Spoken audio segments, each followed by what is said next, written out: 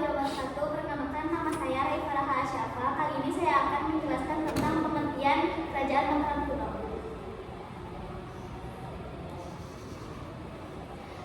Pengertian Kerajaan Mataram kuno sebelumnya udah pada tahu belum pengertian Kerajaan Mataram kuno itu apa?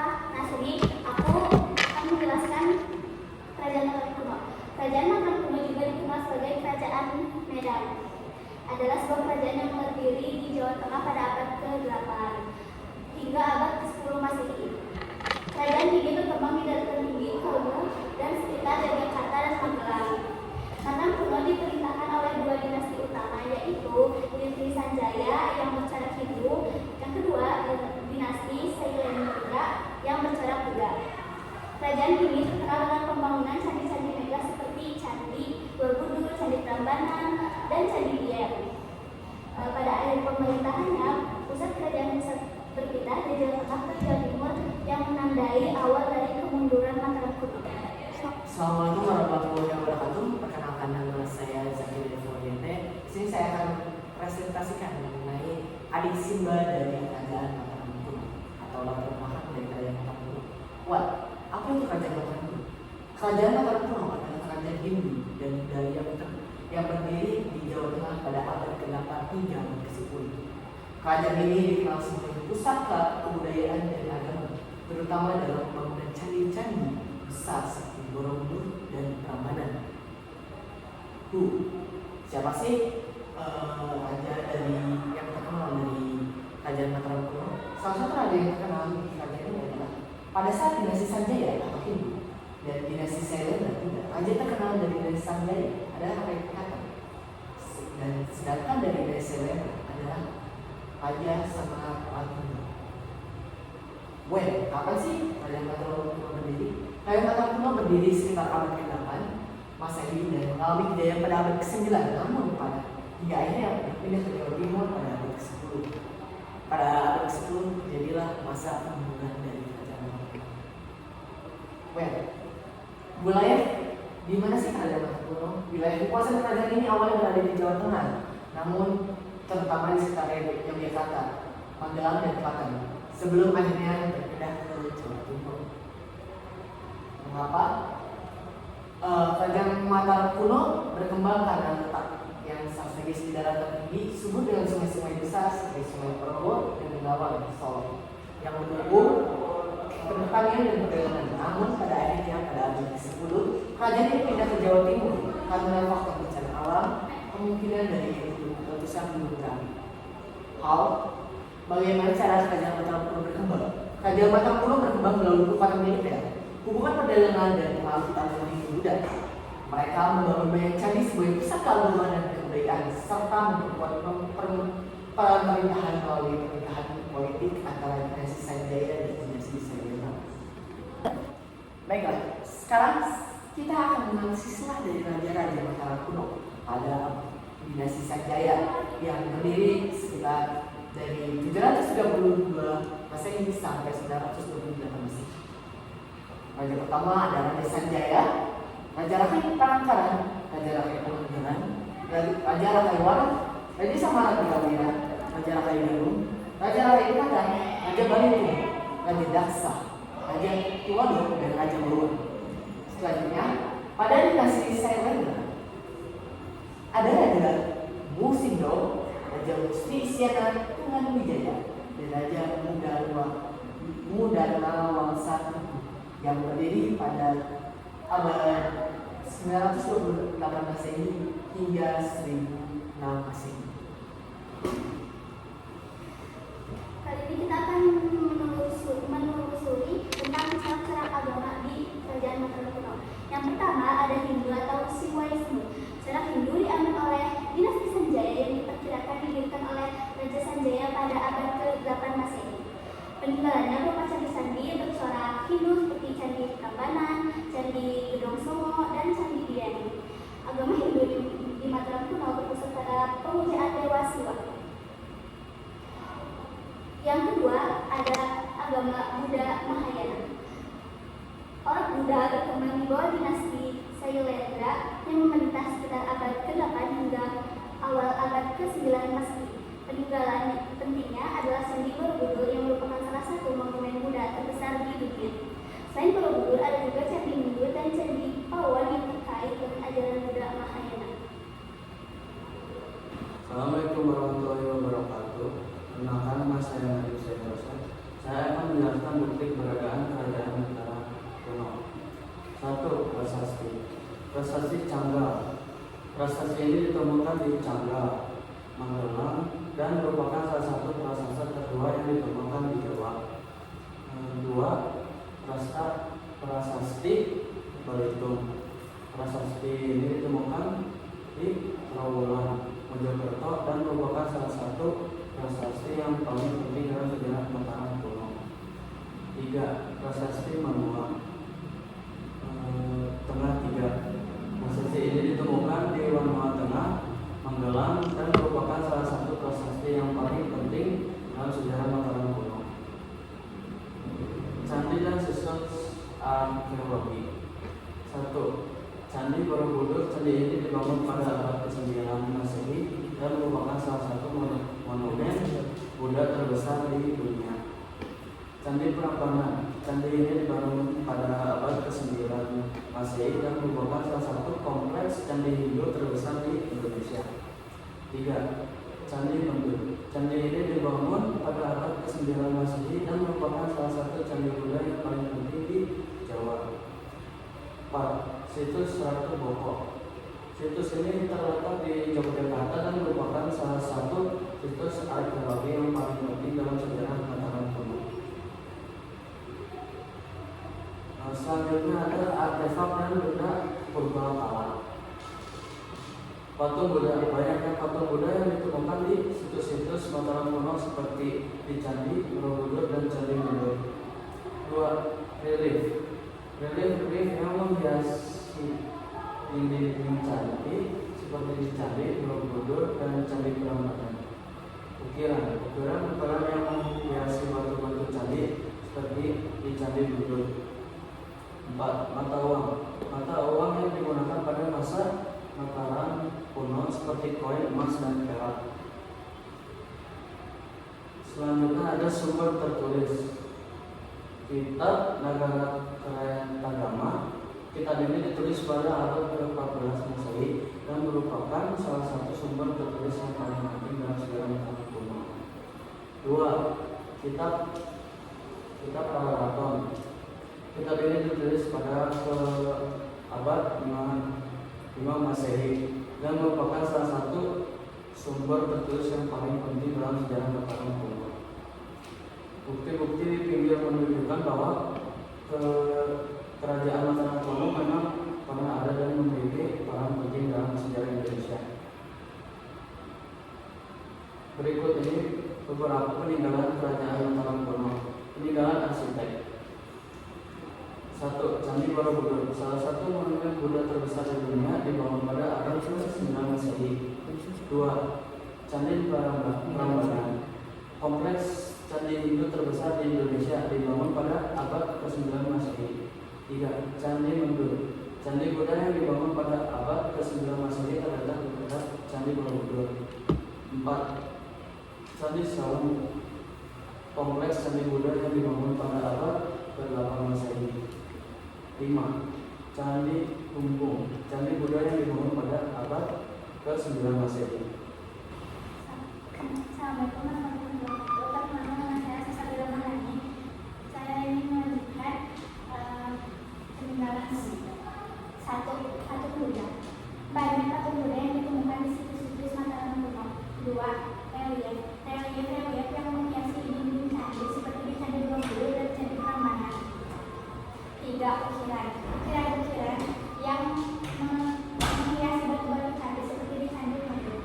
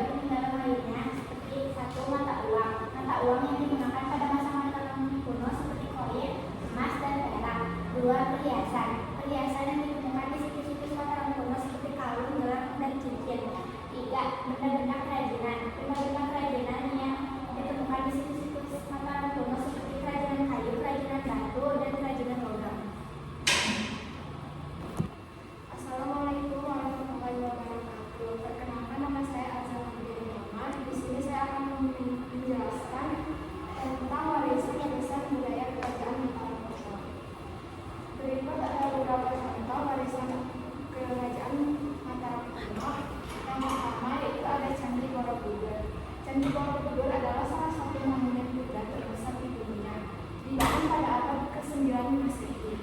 Yang kedua yaitu ada Candi Prambanan. Candi Prambanan kompleks candi Hindu terbesar di Indonesia, dibangun pada abad ke-9 Masehi. Yang ketiga yaitu ada Candi Buddha. Candi Buddha yang dibangun pada abad ke-9 Masehi terletak di dekat Candi Borobudur. Dan yang keempat ada Candi Sewu. Candi ini kompleks candi Buddha yang dibangun pada abad ke-8 Masehi. Yang selanjutnya itu ada warisan seni. Yang pertama ada patung Buddha. Patung Buddha yang ditemukan di situs-situs Mataram kuno seperti di Candi Borobudur. Yang kedua ada relief yang menghiasi dinding candi seperti di Candi Borobudur dan Candi Prambanan. Dan yang ketiga ada ukiran yang menghiasi batu-batu candi seperti di Candi Borobudur. Yang selanjutnya ada warisan sastra. Yang pertama ada prasasti. Prasasti yang ditemukan di situs-situs Mataram kuno seperti prasasti Cangka dan prasasti Balitung. Yang kedua ada kakawin yang ditulis pada masa Mataram kuno seperti kakawin Ramayana. Yang ketiga ada warisan tradisi. Yang pertama ada upacara keagamaan. Upacara keagamaan yang masih dilakukan hingga saat ini seperti upacara waisak di Candi Borobudur. Yang kedua tarian tradisional. Tarian tradisional yang masih dipertahankan hingga saat ini seperti tarian budaya dan tarian budaya. Yang selanjutnya ada warisan lainnya. Yang pertama makanan tradisional. Makanan tradisional yang masih dipertahankan hingga saat ini seperti gudeg dan bakpia. Yang kedua ada kerajinan tangan. Kerajinan tangan yang masih dipertahankan hingga saat ini ada kerajinan batik dan kerajinan kayu. Jadi cuma saya, kerajaan Mataram kuno adalah salah satu kerajaan yang pernah berdiri di Jawa Tengah. Berikut beberapa kemajuan dan kejayaan yang dicapai oleh kerajaan ini. Yang pertama ada pengembangan agama Buddha. Mataram kuno dikenal sebagai pusat penyebaran agama Buddha di Jawa. Raja-raja Mataram mendukung perkembangan agama Buddha dan membangun banyak candi Buddha seperti Candi Borobudur dan Candi Mendut. Yang kedua, pengembangan sistem irigasi. Mataram kuno memiliki sistem irigasi yang maju, yang memungkinkan mereka mengembangkan pertanian yang produktif. Sistem irigasi ini juga membantu meningkatkan kemakmuran rakyat. Yang ketiga, pengembangan seni dan arsitektur. Mataram kuno dikenal memiliki seni dan arsitektur yang indah. Candi-candi yang dibangun pada periode ini seperti Candi Borobudur dan Candi Prambanan adalah contoh dari kemajuan seni dan arsitektur Mataram kuno. Yang keempat, pengembangan perdagangan. Mataram kuno memiliki hubungan perdagangan yang luas dengan negara-negara lain di Asia Tenggara. Mereka memperdagangkan barang seperti beras, garam, dan rempah-rempah. Nah, dan yang terakhir, pengembangan sistem pemerintahan. Mataram kuno memiliki sistem pemerintahan yang terstruktur dengan raja sebagai kepala negara. Mereka juga memiliki sistem birokrasi yang maju dengan pejabat-pejabat yang bertanggung jawab atas berbagai aspek pemerintahan. Bismillahirrahmanirrahim. Kembali pada saya Zaki. Di sini saya membacakan beberapa raja yang berperan penting dalam kemajuan dan kejayaan Mataram kuno. Salah satunya ada Raja Kertajasa, Raja Rakai Pangandaran, Raja Rakai Pangandaran, Raja Samaragama. Namun perlu diingat bahwa kemajuan dan kejayaan Mataram kuno tidak berlangsung lama. Kerajaan ini mengalami kemunduran dan akhirnya runtuh pada abad ke-10 Masehi. Ini adalah salah satu penyebab dari keruntuhannya kerajaan Mataram kuno. Salah satunya adalah bencana letusan Gunung Merapi. Salah satu faktor utama kehancuran Mataram kuno adalah letusan Gunung Merapi yang menyebabkan kerusakan besar di wilayah Jawa Tengah. Letusan ini juga menghancurkan ibu kota dan pusat pemerintahan kerajaan, memaksa perpindahan kekuasaan ke daerah yang lebih aman, yaitu Jawa Timur. Perpindahan pusat pemerintahan ke Jawa Timur ini merupakan salah satu proses kemunduran dari kerajaan Mataram kuno, yaitu pada masa pemerintahan Musim Dong sekitar tahun 929 Masehi. pusat kerajaan dipindahkan dari Jawa Tengah ke Jawa Timur. Perpindahan ini menandai akhir dari kerajaan Mataram kuno di Jawa Tengah dan awal kerajaan Medan di Jawa Timur. Alasan perpindahan selain bencana alam ada juga karena ancaman dari serangan dari kerajaan Sriwijaya. Tapi gagal.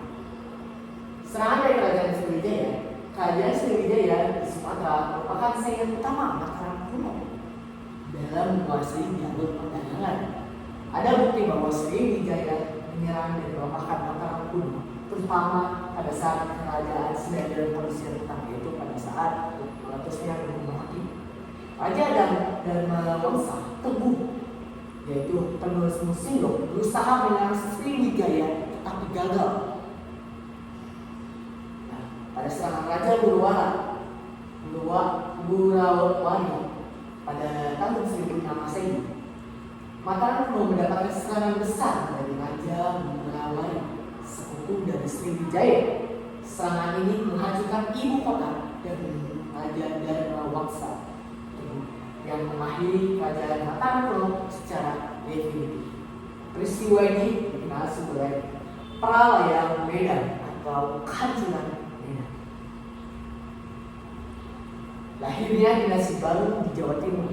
Setelah kehancuran Mataram kuno, muncul tokoh-tokoh baru bernama Airlangga, keponakan Dharma Wangsa.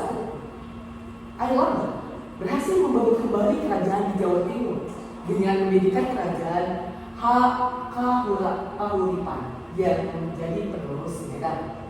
Jadi secara keseluruhan kehancuran Mataram kuno disebabkan oleh kondisi bencana alam yang dimana pada saat bencana alam tersebut terdapat atau terjadi serangan dari Sriwijaya, konflik internal dan serangan dari Raja Gurawani.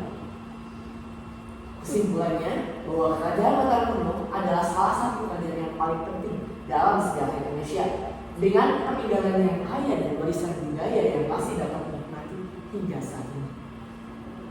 Mungkin cukup sekian.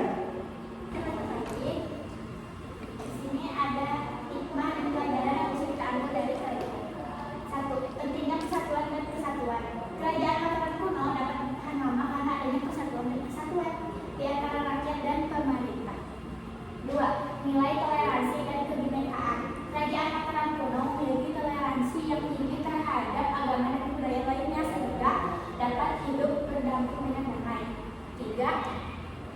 Pengembangan ilmu pengetahuan dan teknologi. Kerajaan Mataram kuno memiliki kemajuan ilmu pengetahuan dan teknologi yang pesat sehingga dapat meningkatkan kualitas hidupnya rakyat. Di sini saya izin melanjutkan hikmah dan pelajaran dari kerajaan Mataram kuno. Yang keempat yaitu ada pentingnya pendidikan. Kerajaan Mataram kuno memiliki sistem pendidikan yang baik sehingga dapat meningkatkan kesadaran dan kemampuan rakyat. Yang kelima ada nilai keadilan dan keseimbangan. Kerajaan Mataram kuno memiliki sistem pemerintahan yang adil dan seimbang sehingga dapat menjaga keharmonisan dan kestabilan negara. Yang keenam, pentingnya pelestarian lingkungan. Kerajaan Mataram kuno memiliki kesadaran yang tinggi terhadap pentingnya pelestarian lingkungan sehingga dapat menjaga pelestarian alam. Yang ketujuh, nilai kepemimpinan yang baik dan adil sehingga dapat menjaga kestabilan dan kemakmuran negara. Dan yang terakhir ada pentingnya kerja sama dan gotong royong. Kerajaan Mataram kuno memiliki tradisi kerjasama dan gotong royong yang kuat sehingga dapat meningkatkan kemakmuran dan keharmonisan rakyat. Sekian dari kami kelompok